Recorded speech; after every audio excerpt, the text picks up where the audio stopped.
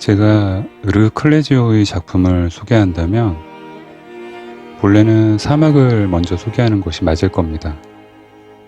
제가 읽은 클레지오의 작품 중에서 첫 번째 소설이었고요. 참 좋은 문장들을 많이 만난 소설이었거든요.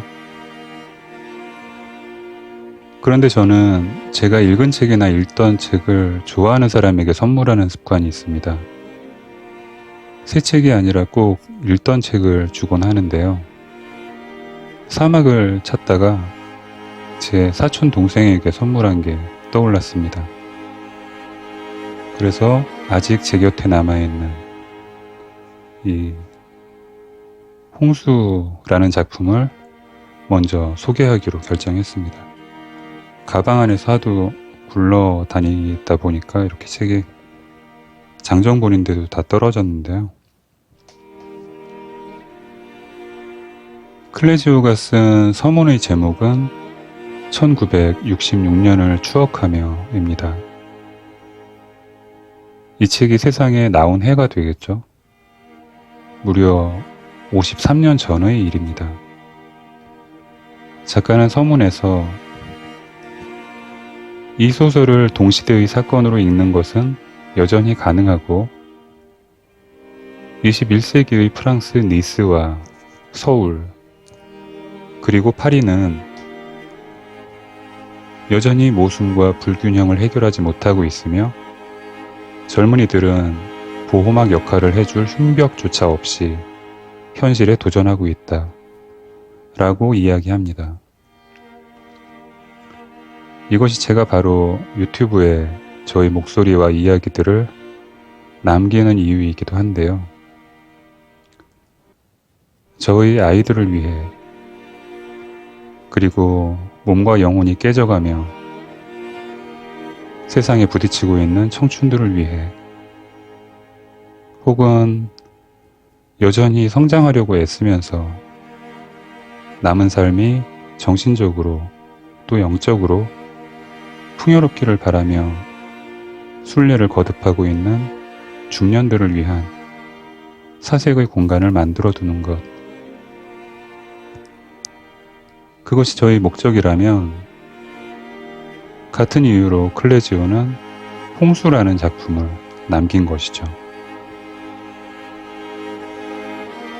르 클레지오는 세상을 염려하는 것만큼이나 청춘들을 위한 걱정과 격려를 아끼지 않는 작가입니다. 사실 세상의 모든 어른이라는 타이틀을 가진 자들이 그래야 한다고 저는 생각합니다. 걱정도 해줘야 하고요. 때로는 그들에게 덮치는 재앙을 온몸으로 막아주는 벽이 되어주기도 해야 하고요.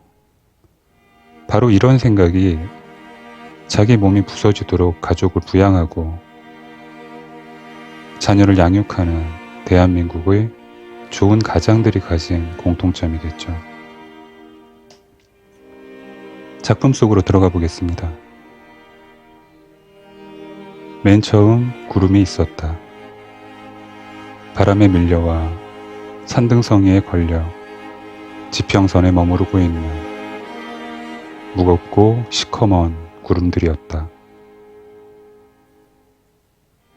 사방이 어두워졌고 사물들은 얇은 철판 같고 쇠사슬 갑옷 같은 일정한 크기의 비늘로 뒤덮이면서 얼마 안 남은 빛을 흩뿌려 낭비하고 있었다.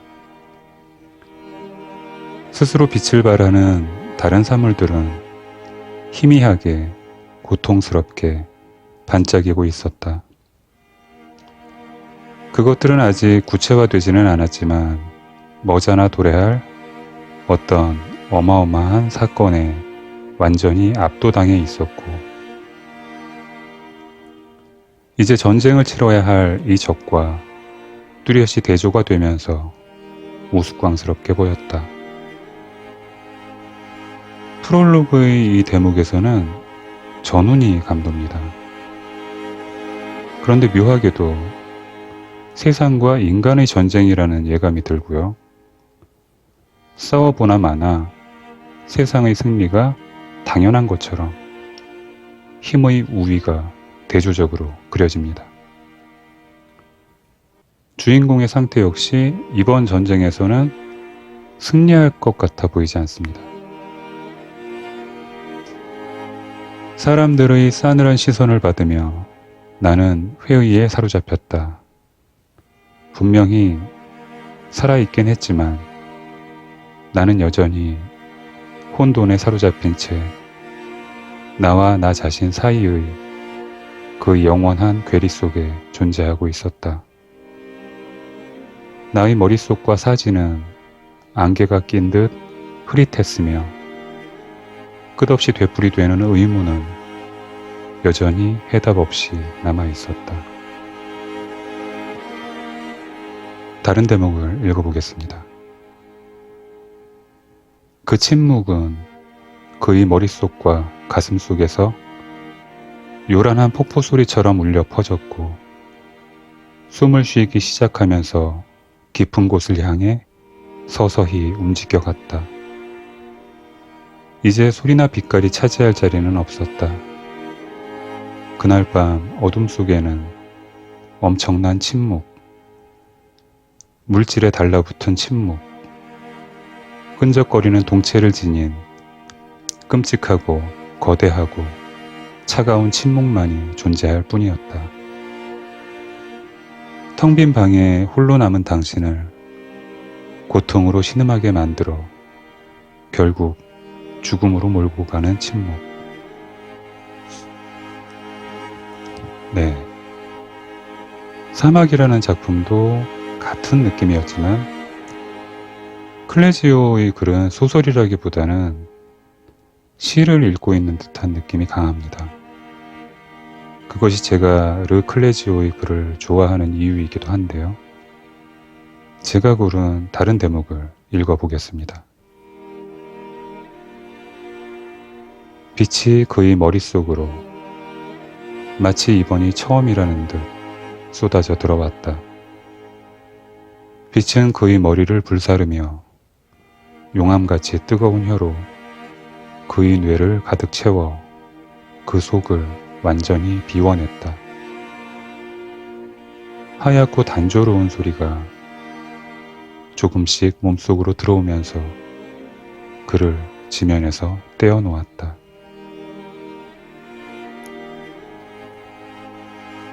어딘가 끔찍한 구석이 있는 곳이었다. 고독과 비참, 노화, 혹은 그 비슷한 것들을 의미하는 곳이었다. 진흙탕과 오물로 뒤덮인 그 차가운 물줄기를 마주한 채 도시는 무겁게 버티고 서서 창문이 뚫린 건물 벽들을 통해 난폭한 위세를 떨치고 있었다. 난간에 몸을 기대고 있던 배송은 자신이 두 적이 마주보며 대치하고 있는 지점, 바로 그 경계에 서 있음을 깨달았다. 사막의 경우도 그렇습니다만 홍수라는 작품 역시 비슷한 질문을 우리에게 던집니다. 파멸이라는 상태가 과연 인간에게 두려움의 대상이어야 하는가? 망했다는 상태가 그 자체로 인생의 끝이고 모든 희망을 버려야 하는 상태인가 하는 것이죠. 개인적인 이야기를 해보자면 제 이야기죠. 국내 굴지의 출판사 디자이너가 제대로 쉴 수도 없는 휴식 시간이라는 주항에 사인을 하고 최저시급도 못 받는 경비원이 되었다고 해서 삶의 희망을 놓고 세상의 물살에 떠내려가는 것이 삶을 대하는 바람직한 태도일 수 있는가 하는 것입니다. 작가는 작품 속의 현실과 사람들을 이렇게 묘사합니다. 지금은 밤의 장벽 저편이다. 이제 죽음이 임박한 듯하다. 만물을 얇은 재의 장막으로 뒤덮을 더럽고 축축한 죽음이 점점 죄어오는 이 바이스 속에서 자신들의 조건과 운명을 망각하듯 남자들과 여자들은 살아가기를 그만두었다.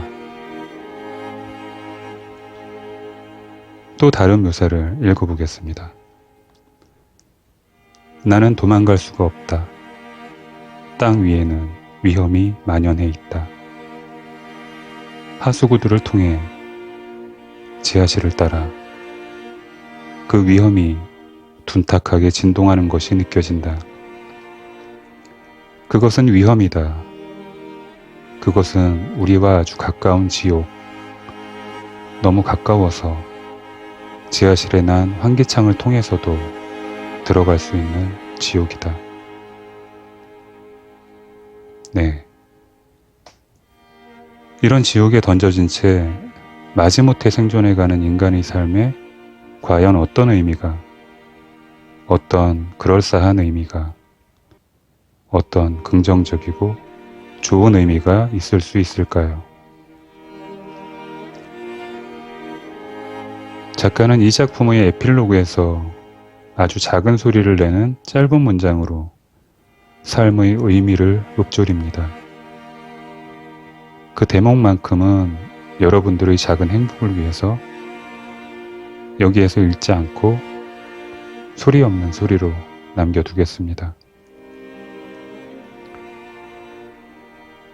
오늘은 프랑스 문학계의 살아있는 전설로 불리는 르클레지오의 홍수에 대한 이야기를 들려드렸습니다.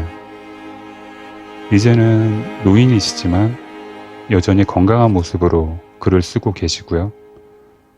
조금 더 오래, 조금 더 생의 정점을 파고드는 문장들로 이분의 글을 만날 수 있었으면 좋겠다는 생각을 합니다. 감사합니다.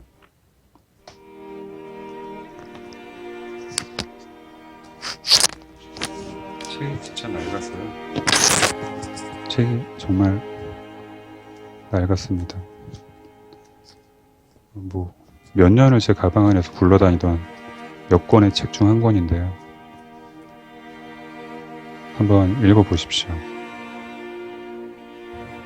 뜨거운 뭔가가 옵니다.